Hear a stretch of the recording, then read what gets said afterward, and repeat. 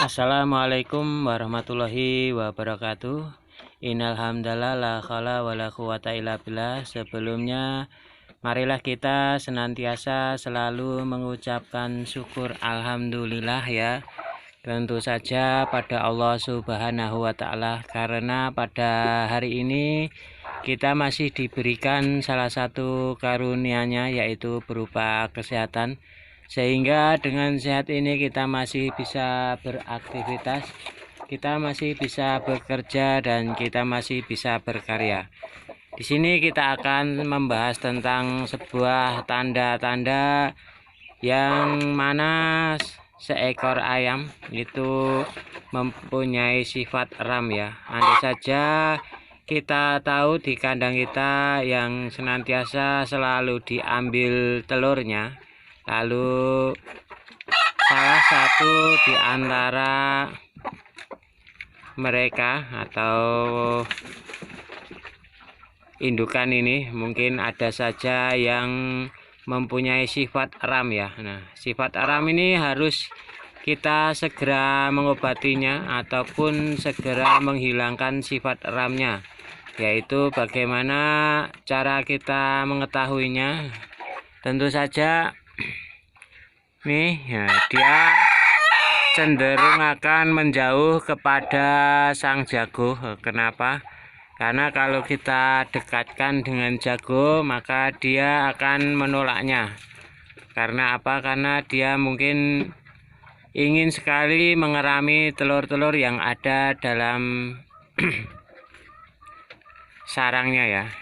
Ini adalah salah satu tandanya. Nah, lihat, yang mempunyai sifat bertelur itu masih saja rukun ataupun selalu bersama dengan jantannya. Tetapi ini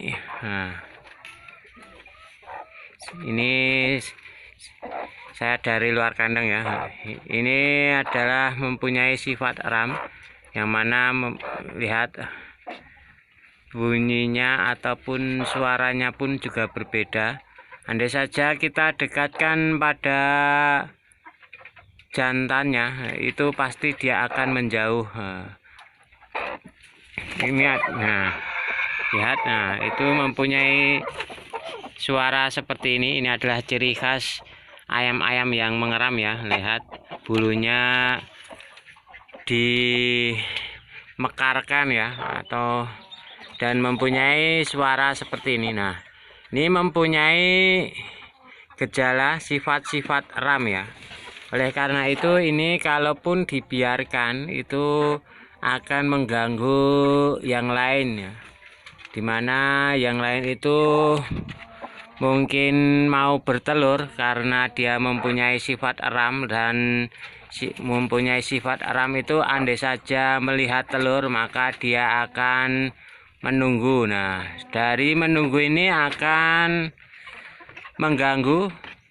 Mungkin ayam yang satunya ingin bertelur kembali, jadi dia akan terganggu dan akhirnya menjadi perebutan tempat sarang, dan itu juga mengakibatkan stres yang tingkat tinggi, dan ini akan mengakibatkan juga penurunan telur ya. Jadi seandainya rekan-rekan mempunyai masalah seperti ini, ayam yang mungkin mempunyai sifat ram, kita harus mengambilnya ya, untuk memberikan atau menyendirikan atau mengisolasi ya. Jadi kita kandang sendiri, kita rutin memandikan, dan kita beri makanan ya, mungkin 5 hari atau 1 minggu. Insya Allah kalau kita akan kembalikan pada kandang yang dulunya, itu akan normal kembali ya. Ini adalah cara saya apabila terjadi di kandang itu ada salah satu sifat yang mengeram ya.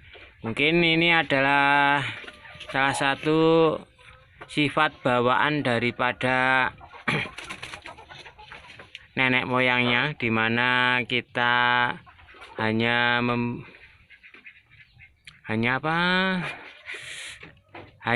memelihara, kita hanya tahu jadinya, entah itu keturunan dari apa, tetapi yang tahu kita hanya petelur. Tetapi dari sekian banyaknya koloni pasti ada salah satu yang sifat ngeramnya itu ada. Oleh karena itu, seandainya kita tidak segera mengatasinya, mungkin ini akan mengganggu dari yang lainnya untuk bertelur, atau juga akan menimbulkan tingkatan stres yang ada pada kandang, dimana mungkin yang satu akan bertelur, tetapi karena ini mempunyai sifat ram, ditunggu telur-telur itu dan tidak boleh ada yang mendekat. Nah, ini adalah salah satu sifat yang dimiliki oleh ayam yang mempunyai sifat-sifat ram ya. Jadi kalau saat kita mendekat, nah seperti ini suaranya, pasti didekatkan dengan jago, dia tidak mau. Dia cenderung akan mencari telur yang banyak dan akan menempatkan atau mengeraminya. Oleh karena itu, wah, ada kereta lewat ya.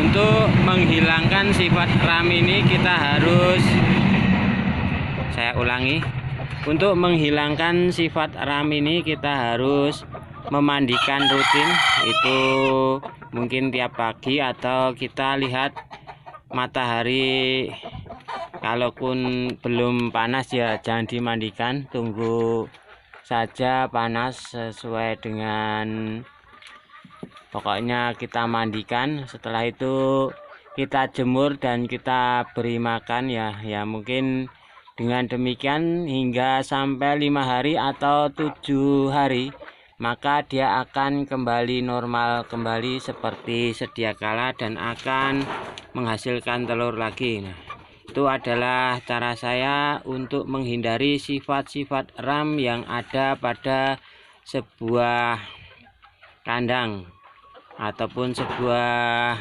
materi yang ada di kandang saya. Seandainya ada perbedaan ataupun ada kekurangan, mungkin rekan-rekan bisa tulis di kolom komentar, kita sedikit sharing-sharing, kita sedikit berbagi ilmu. Mudah-mudahan dengan demikian kita akan mendapatkan solusi yang terbaik, yang mana bisa memajukan ternak kita pokoknya. Karena sebenarnya mungkin ilmu setiap peternak itu berbeda-beda, itu tergantung dari keadaan yang ada di lingkungan setempat. Mungkin hanya itu saja edukasi kita kali ini. Mungkin kalaupun ada kekurangan mohon maaf. Wabillahi taufik wal hidayah. Wassalamualaikum warahmatullahi wabarakatuh.